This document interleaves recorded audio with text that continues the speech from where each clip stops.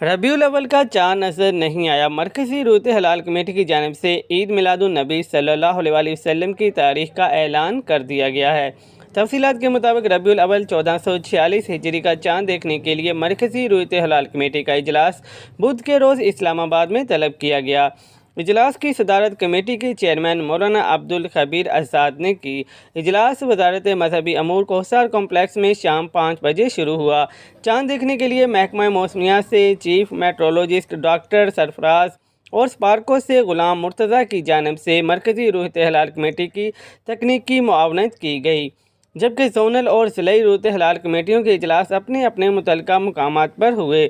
Media reports کے مطابق مرکزی رویت ہلال کمیٹی کو مختلف علاقوں سے ربیع الاول کے چاند کی شہادتیں موصول ہوئیں، تاہم ان کی تصدیق نہیں کی جا سکی۔ چاند کی رویت کے حوالے سے حتمی اعلان مرکزی رویت ہلال کمیٹی کے چیئرمین